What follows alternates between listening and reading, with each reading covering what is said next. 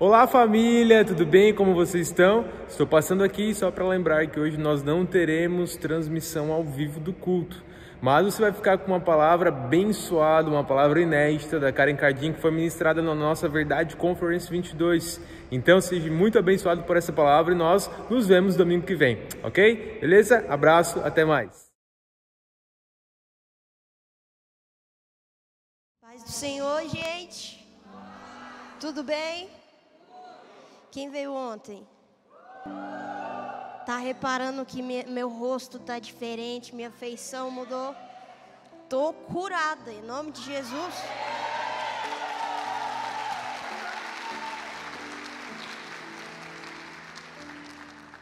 Tô curada, som, oi, teste. Oi, som.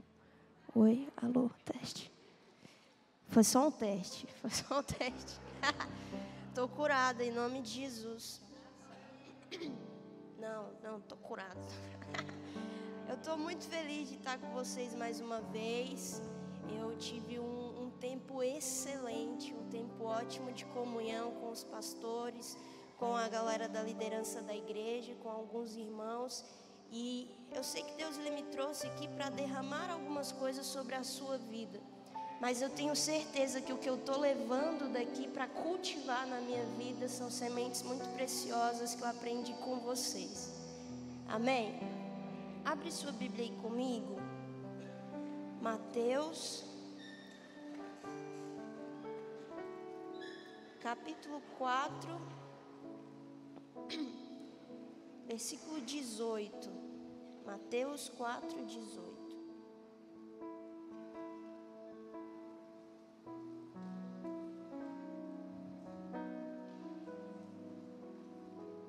Mateus 4, 18.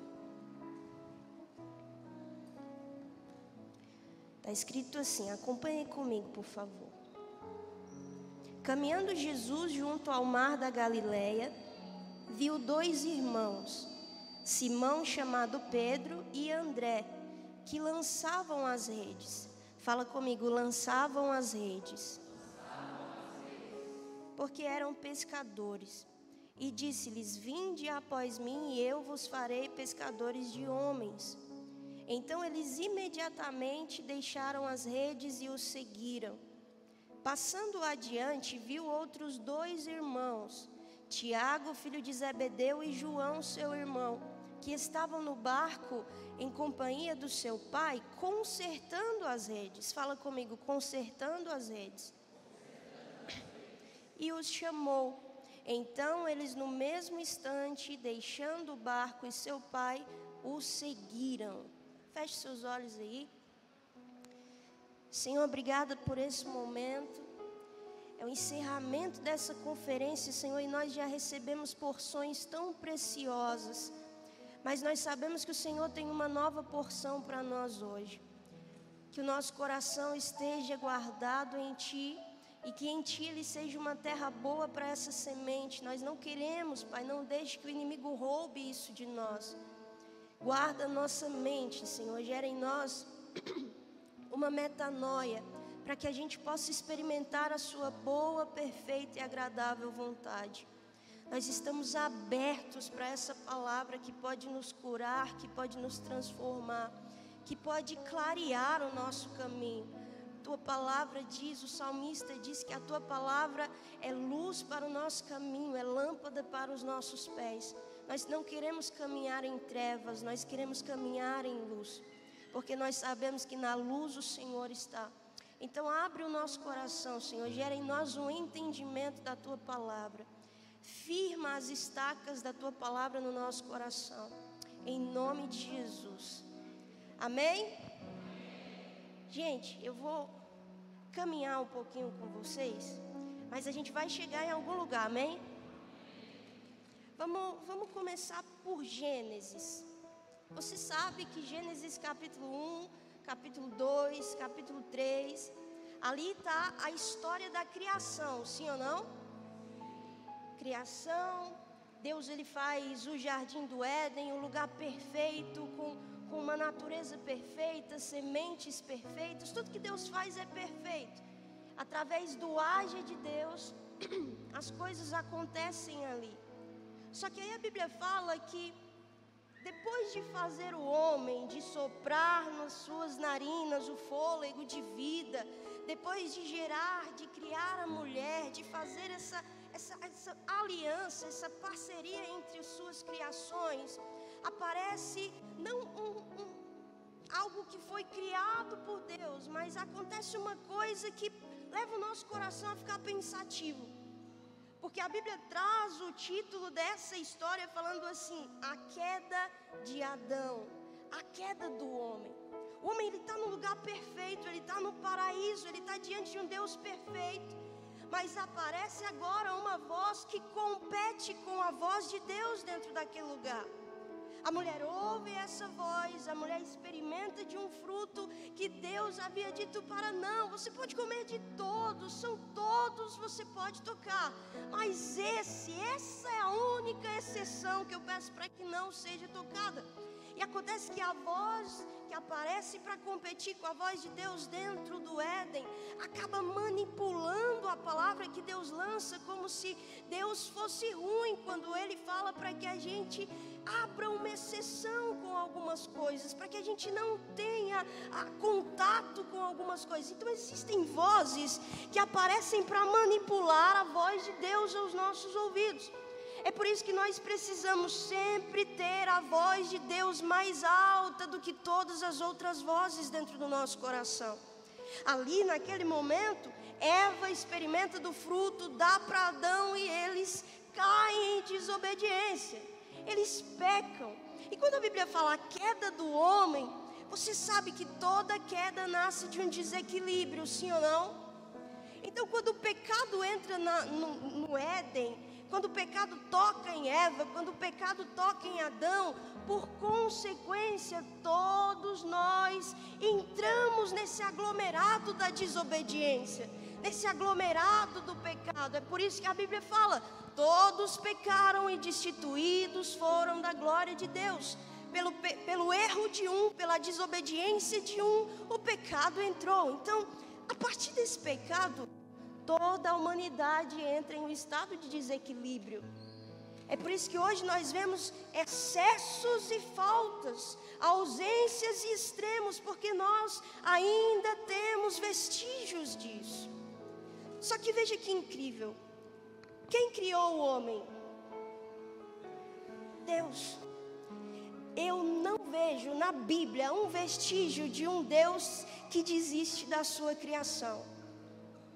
Porque quando Deus ele vai delegar as consequências das atitudes dos dois, as consequências do pecado dos dois, perceba, o pecado não tem poder de tocar em Deus. Amém? O pecado não compete com Deus. Deus é maior do que o pecado. Deus ele vence o pecado. Então naquele momento o que acontece não é que os olhos de Deus se fecham para a sua criação, mas os olhos da criação são tapados por causa do pecado em relação a Deus. Então não é o Criador que desiste da criação, é a criação, a criatura que já não reconhece mais a imagem do seu Criador. E não reconhecendo a imagem do seu Criador, não sabe quem ela é, porque nós, como criação de Deus, nós somos imagem e semelhança dele, amém? Você está entendendo? A gente vai chegar em algum lugar. Enquanto Deus ele está dando as consequências, perceba que Deus ele nunca perde o controle das coisas. Porque para a serpente Deus dá a sua consequência, para o homem Deus dá a sua consequência, para a mulher Deus também dá uma consequência. Mas além dessa palavra da consequência, você vai ter dores de parto, você vai precisar ser submissa, se submeter ao seu marido e tal. Mas Deus ele deixa uma palavra de destino liberada lá no final dessa história.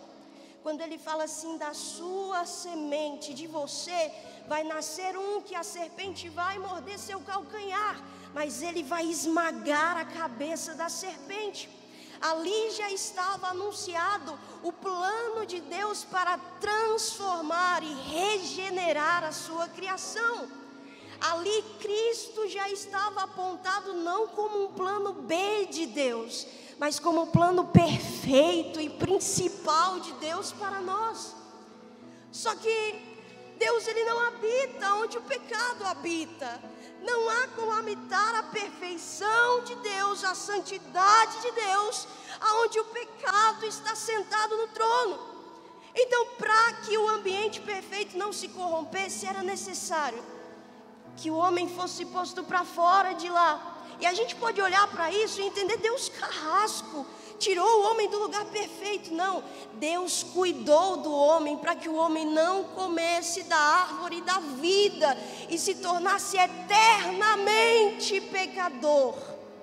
Então, quando Deus cose vestes para Adão e Eva, muitos estudiosos vão falar que essas vestes não são vestes feitas de pele de qualquer animal, são vestes feitas de pele de cordeiro. Amém? Então, quando Deus, Ele prepara a roupa, Ele prepara algo para tampar, para cobrir a nudez de Adão e Eva, Ele já está anunciando a graça que vai cobrir todas as nossas fragilidades, a graça que vai cobrir toda a nossa nudez. Mas a consequência do pecado acontece, é uma ruptura ali. Antes o homem via Deus na viração do dia, todos os dias.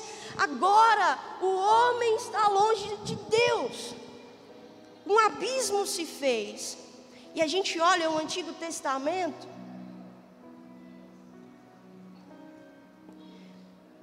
e eu não encontro em nenhum momento Deus desistindo da sua criação. Eu vejo um Deus que Ele gera estratégias para se manifestar. Ele gera estratégias para aparecer. Eu quero me revelar, então o que vai acontecer? Não, você pega um cordeiro santo, você pega um cordeiro mais puro do seu rebanho, você sacrifica, e eu virei como fogo, e esse fogo vai ser a minha manifestação de perdão para você. Ou então vamos criar um tabernáculo onde vai ter o átrio, o lugar santo e o santo dos santos. E mesmo que seja só um que entre no santo dos santos, eu vou poder me revelar, eu vou poder me manifestar. Só que quando eu lembro de Isaac, fica uma coisa muito latente no meu coração. A Bíblia fala que Isaac é o milagre de Abraão, é a promessa de Abraão, é o filho da promessa. E Deus, Ele pede de Abraão justamente o filho Abraão está subindo no monte com seu filho para sacrificá-lo. Isaac chega lá em cima, e eu acredito que a pergunta de Isaac foi a pergunta que ecoou em todo o Antigo Testamento. Quando Isaac vê, ele fala: pai, a gente tem aqui o fogo, a gente tem aqui a lenha, a gente tem aqui o cutelo, mas onde está o cordeiro? Porque quando Deus ele traz a estratégia do sacrifício ali, já está sendo apontado que um viria perfeito para pagar os pecados de todos os imperfeitos. E a pergunta que ecoa em todo o Antigo Testamento é: onde está o cordeiro? Que cordeiro, cara? É aquele que seria perfeito, aquele que pagaria uma dívida que nós não poderíamos pagar. Onde está esse?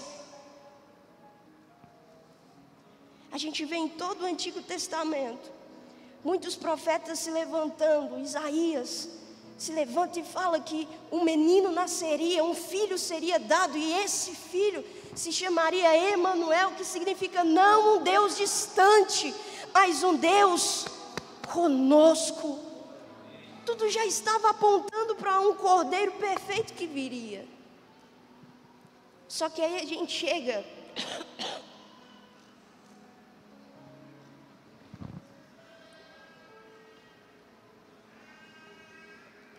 um momento. Só que aí a gente chega em Malaquias. E de Malaquias a Mateus são 400 anos de silêncio de Deus. Não se levanta um profeta, não se levanta uma palavra profética, não se levanta uma voz. É o tempo de... Deus não está falando nada.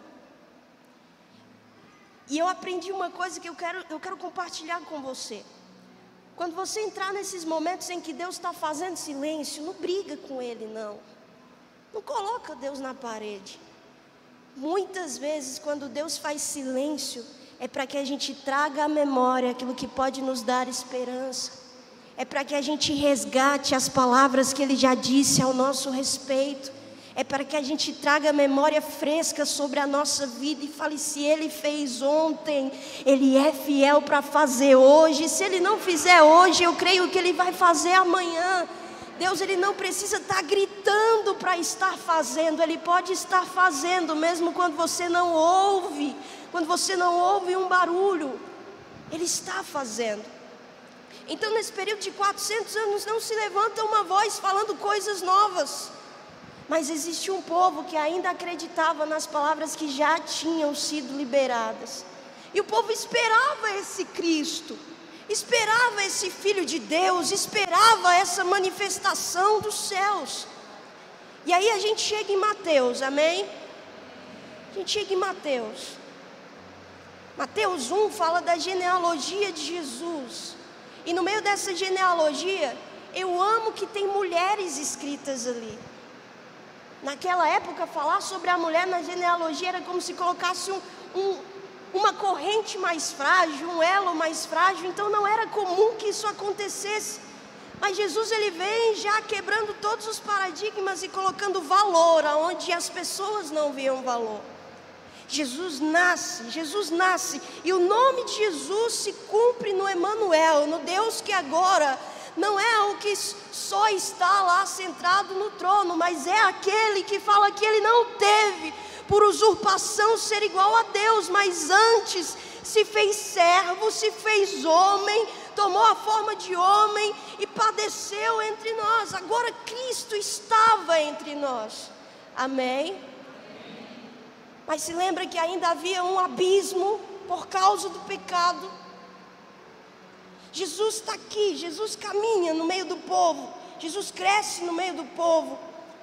E a Bíblia fala, Mateus 3, se eu não me engano, Jesus, ele vai para um processo que todos nós precisamos passar: o batismo, o novo nascimento.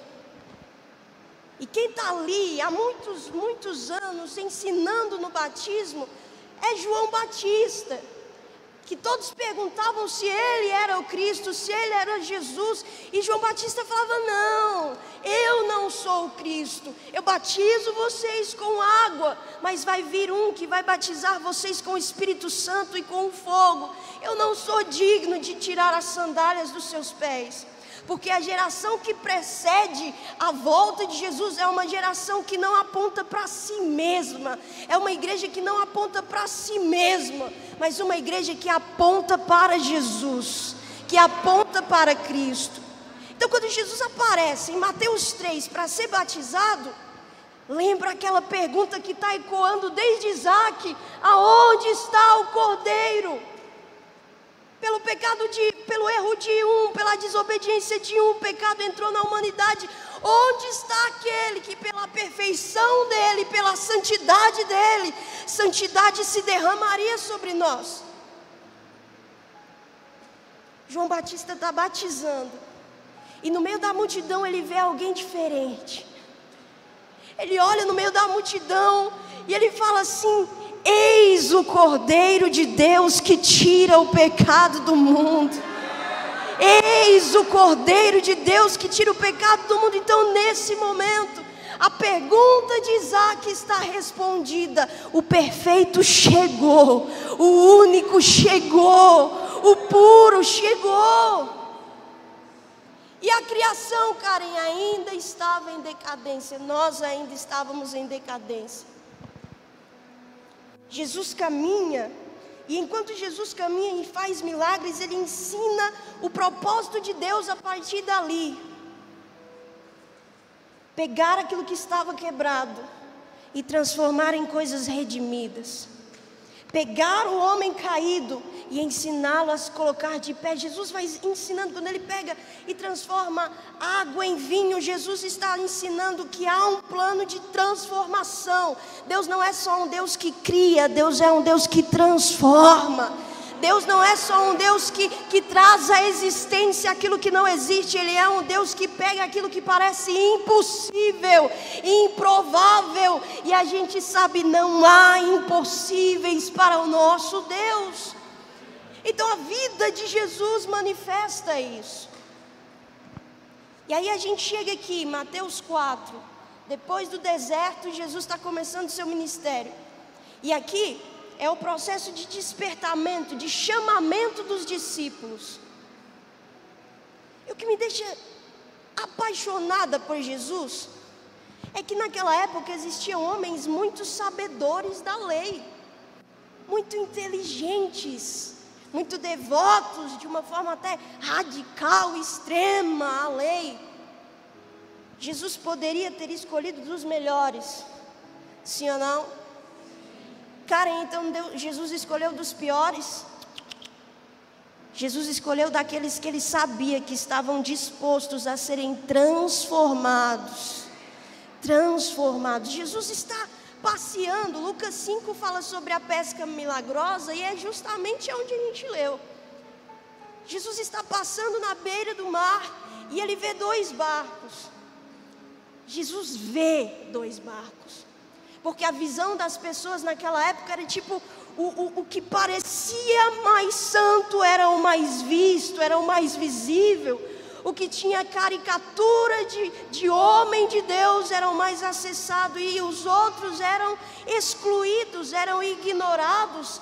E Jesus ele vem sendo um contraponto disso, quando as pessoas que não tinham a maior qualidade, que não tinham o maior conhecimento, a Bíblia diz que Jesus estava passando e Jesus vê eles. Que nós aprendemos isso. Nosso Deus não é um Deus que tem ouvidos e não ouve, não é um Deus que tem boca e não fala, não é um Deus que tem pés e não anda, mãos e não toca, olhos e não vê. Nosso Deus é um Deus que tem olhos e vê aonde você está e vê quem você é. Então Jesus vê esses homens fazendo o que, Karen? A Bíblia fala, Lucas 5,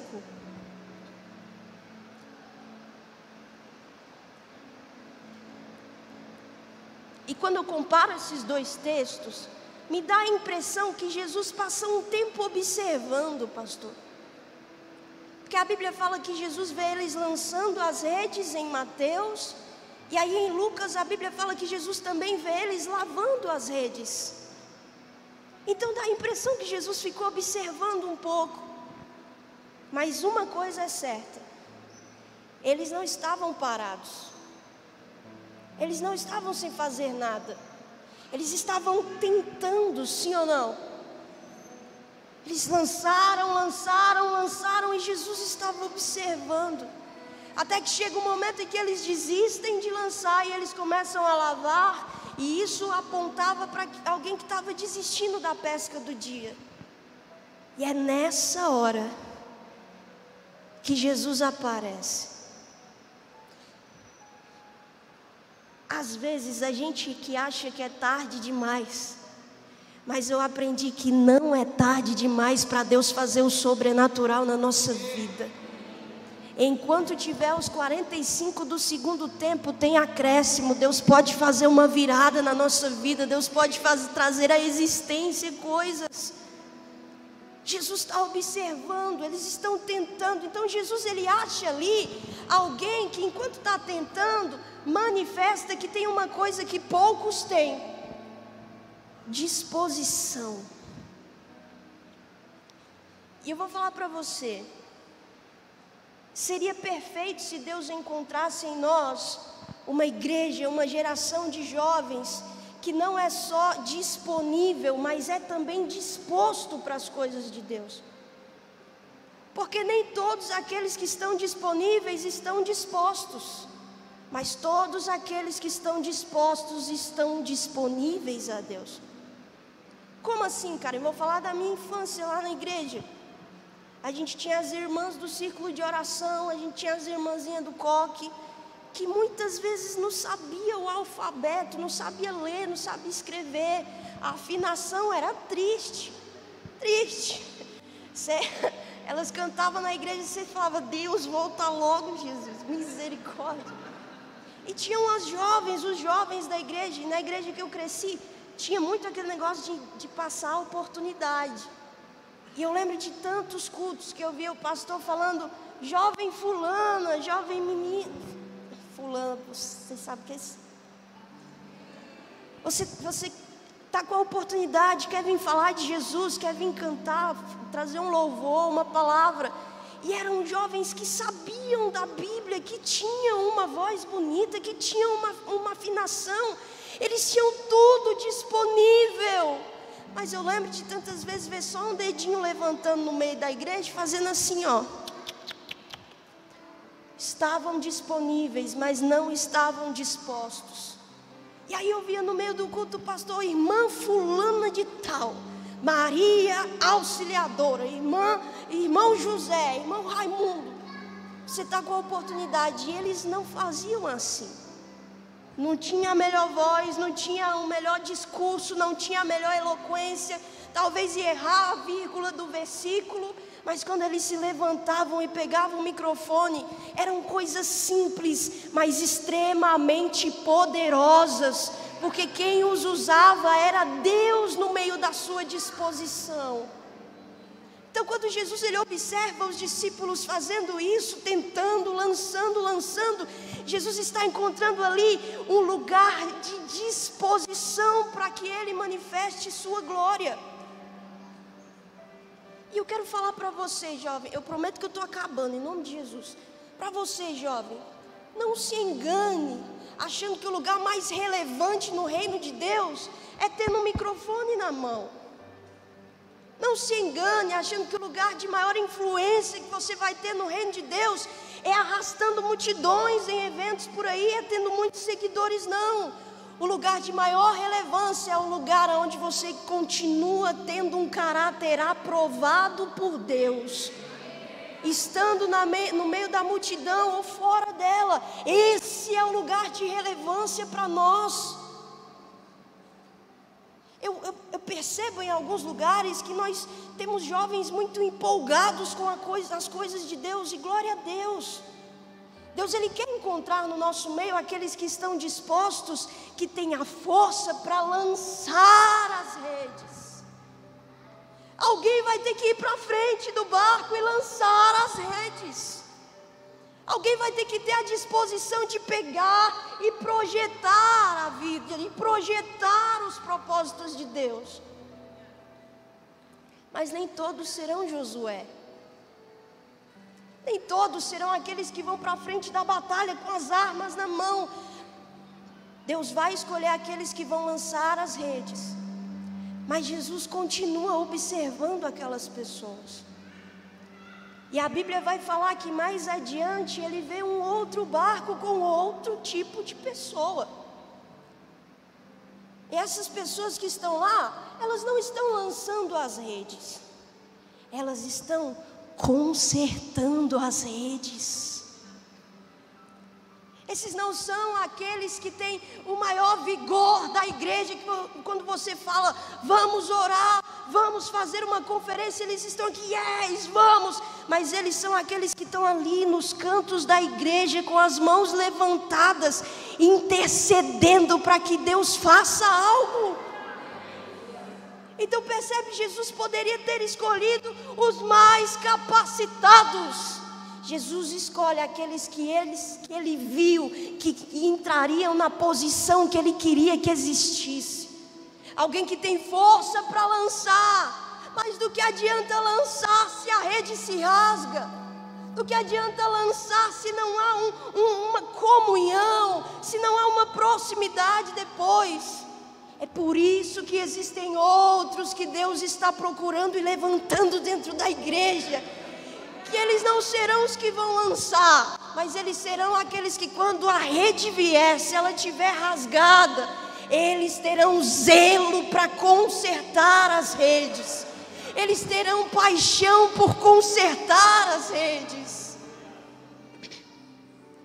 O que você quer dizer com isso, Karen? Há lugar para todos no reino de Deus. Se nós entendêssemos o valor que há nos ministérios anônimos dentro da igreja, nos anônimos do reino de Deus, são aqueles que dobram os joelhos. E eu sei que muitas vezes, vou dar meu exemplo, eu sei que muitas vezes eu estou ministrando em alguns lugares, mas minha mãe está na minha casa com o joelho dobrado. Ela é aquela que Deus levantou para consertar a minha rede. Essa é a família de Deus. Se nós entendêssemos o nosso chamado, o nosso lugar, essa transformação, essa restauração, a gente não competiria para ver quem vai chegar em um lugar mais alto. A gente se juntaria para ver quem vai mais profundo, para inspirar outros a ir mais profundo.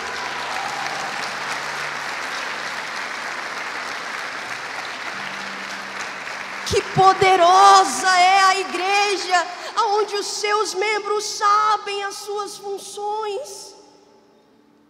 Vou te dar um exemplo. Eu estava com um amigo esses dias e um cachorro mordeu a mão dele, arrancou a unha.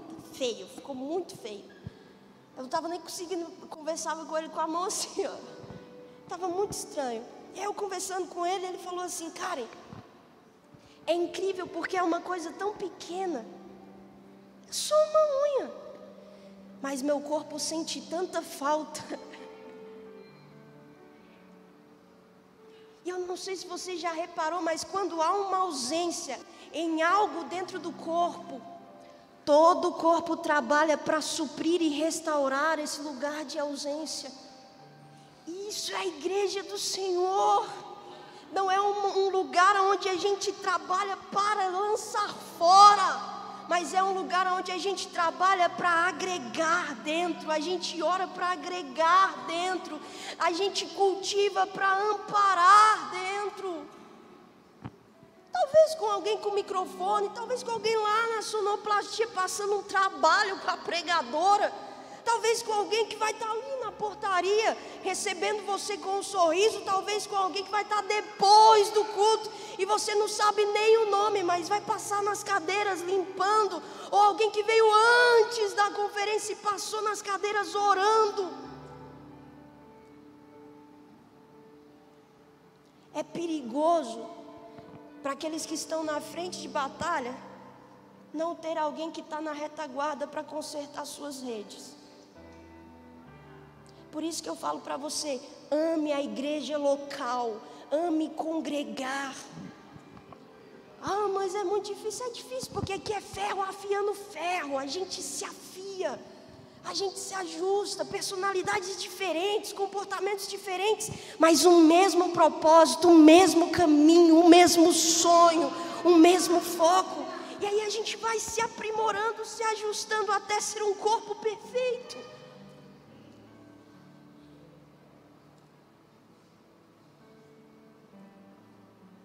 Se Deus levar você a grandes lugares para lançar as redes, sempre preze por ter um lugar onde você vai poder voltar com as suas redes, deitar no colo, ajoelhar perto e falar: por favor, preciso conversar, preciso desabafar, me conserta um pouco, trata o meu coração um pouco. E talvez esse vai ser seu pastor, sua pastora, talvez vai ser seus líderes, talvez vai ser seu pai e sua mãe, cara.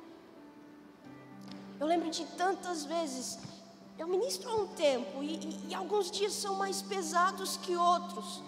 E eu lembro de tantas vezes estar em outros lugares, passar 3 dias em outros lugares, quando meu irmão não ia comigo. E eu estar lá no quarto do hotel olhando para cima, e aquele sentimento de solidão.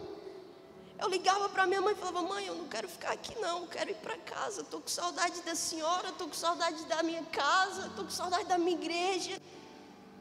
E minha mãe consertava a minha rede quando ela falava assim: filha, fica aí, Deus tem um propósito para você. E quando você voltar, a gente chora junto.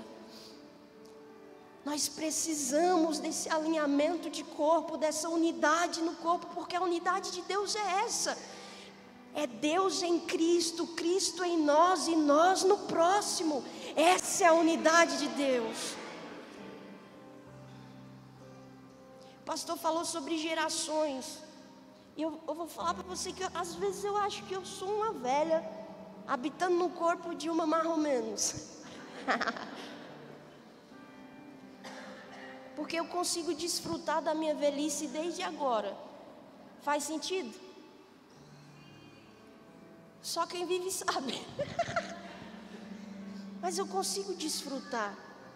Falei, Deus, se o Senhor quer que eu lance minhas redes, agora eu vou lançar. E a regra da minha vida é Eclesiastes. Lembre-se do seu Criador nos dias da sua mocidade.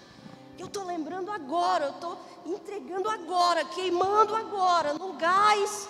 Às vezes fica baixo, no gás agora. Porque eu sei que é a minha juventude o terreno perfeito para plantar sementes, que lá na minha velhice serão árvores de sombra e descanso para mim, de legado para mim.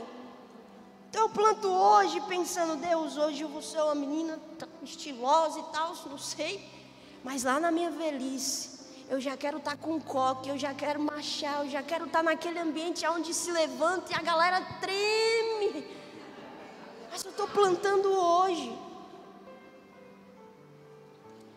E o meu sonho, vou falar para você meu sonho. Eu nunca fui te falar meus sonhos, mas esse ano Deus ele me tocou para falar sobre isso em alguns lugares. Meu sonho é pregar a palavra de Deus para sempre, até o meu último suspiro. Mas eu não quero viver essa vida de viagem.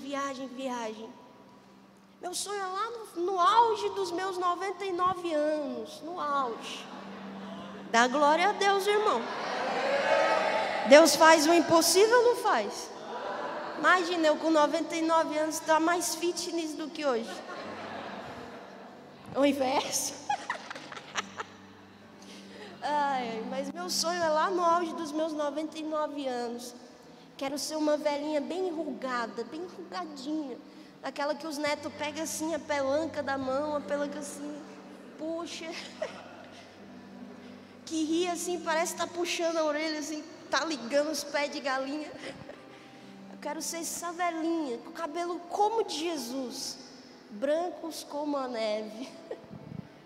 E o meu sonho é lá nesse dia, tá numa cadeira de balanço, talvez aqui no interior do sul, porque esse lugar é muito lindo, gente. Vocês têm um lugar que desintoxica a alma. Que Deus gere em você um estado de contemplação da presença de Deus. De contemplação da presença de Deus.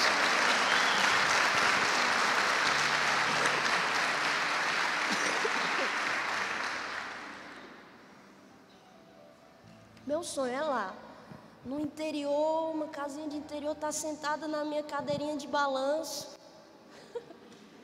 Que a gente passa a juventude toda assim na presença de Deus, né? Oh, Senhor, na minha velhice eu vou ter a cadeira de balanço para ajudar. E vou estar lá, vou estar com meu óculos no rosto, porque a visão dos 99 não é mais a mesma. Vou estar com a Bíblia no meu colo, fazendo meu devocional como fiz minha vida toda, entregando meu dia a Deus como fiz minha vida toda. E poder ouvir algumas vozezinhas vindo lá de dentro de casa, chegando perto de mim falando assim, vovó, o papai e a mamãe disseram pra gente que você tem uma história sobre Jesus, conta pra gente, vovó. E ver meus netos abaixando assim do meu lado, falando, conta pra gente, vovó, sobre Jesus. Sentir meus filhos batendo de um lado, falando assim, mãe, lembra aquela história que você contou pra gente? Conta pra eles, mano. E o meu maridão aqui do outro lado falando, amor, lembra do que a gente viveu? Vamos contar pra eles. Esse é o sonho da minha vida, cara. Um sonho de legado, um sonho de geração, de eu poder estar lá, na minha cadeirinha de balanço, olhando para os meus netos, olhando para o meu filho, olhando para o meu esposo, e Deus trazer na minha memória tudo que eu já vivi com Ele. E eu poder olhar para lá e falar: Deus, eu não tenho mais arrependimentos do que gratidão. Eu tenho mais gratidão do que arrependimentos. Me lembrar de cada não que eu dei ao pecado, de cada tristeza que eu passei, de cada lágrima que eu precisei derramar, mas falar assim: Jesus, valeu a pena, valeu a pena.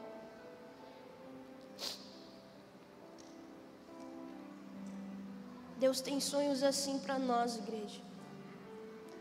E aí, se você me perguntar: cara, e se Deus não realizar esse seu sonho? Vou morrer? Não, tá tudo bem, porque eu sei que os planos de Deus são muito melhores do que o meu, e que tudo que Ele faz é bom, perfeito e agradável. Jesus vem e Jesus escolhe homens que não eram perfeitos, mas Jesus era perfeito. E a Bíblia fala que quando vier o que é perfeito, o imperfeito perderá o seu efeito. O que a Bíblia está ensinando? Eu consigo conectar isso a Jesus. Quando Jesus chegou, não foi mais a imperfeição do homem que ressaltou aos olhos dos outros, foi a perfeição de Deus que atraiu todos a Ele, a perfeição de Cristo que atraiu todos a Ele.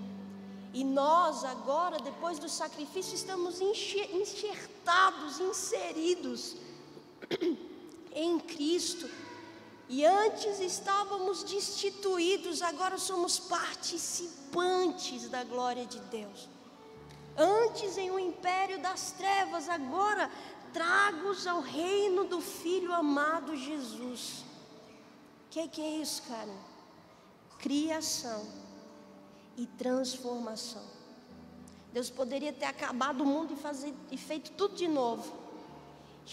Deus escolheu mostrar para nós que há valor em você acreditar que alguém pode ser transformado.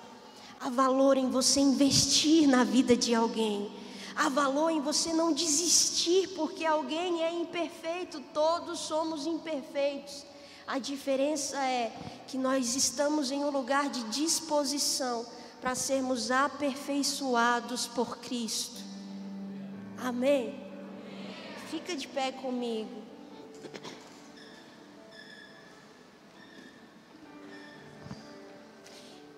Existe uma característica que eu consigo crer muito que a igreja da última hora vai ter.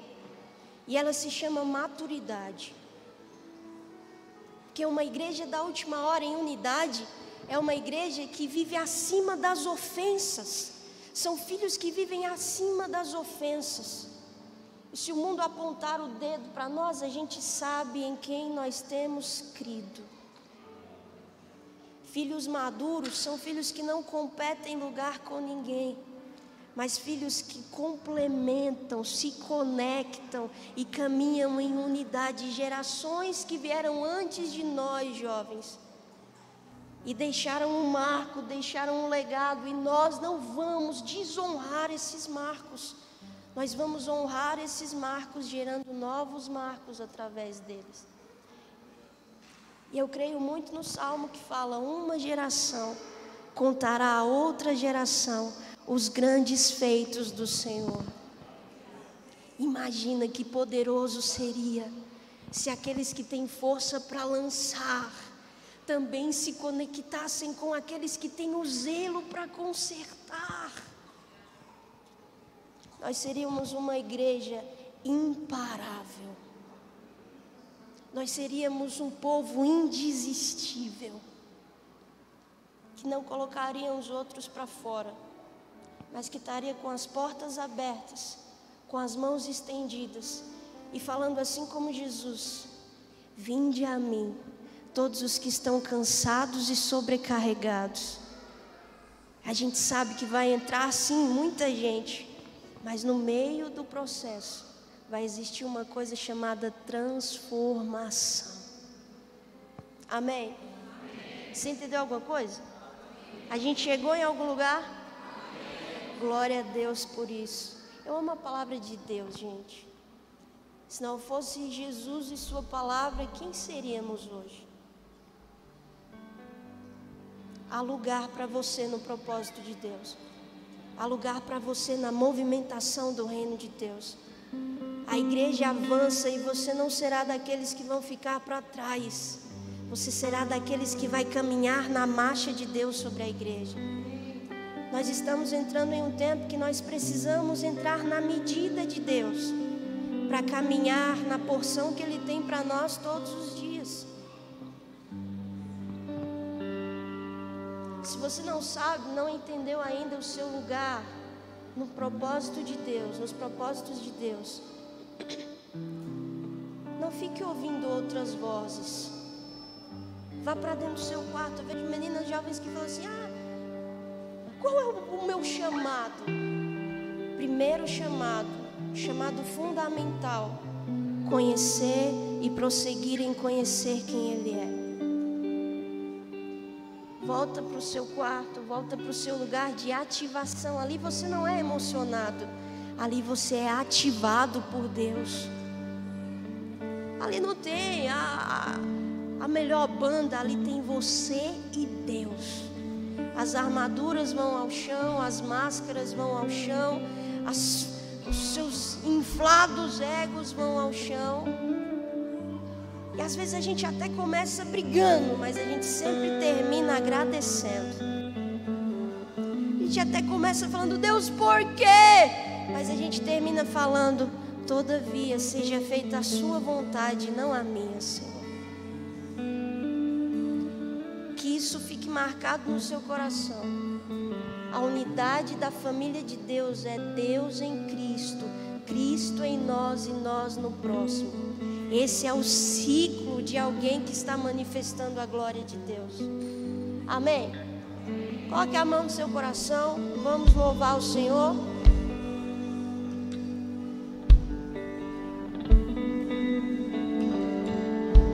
Oh, aleluia.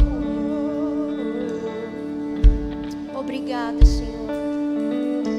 Obrigada pelo alinhamento e pela convergência dos nossos corações com o Teu nessa noite. Obrigada pela Tua presença, pela Tua palavra que divide, que restaura o nosso coração. Se você puder, abre sua boca e diz isso para Ele. Tu és digno de tudo.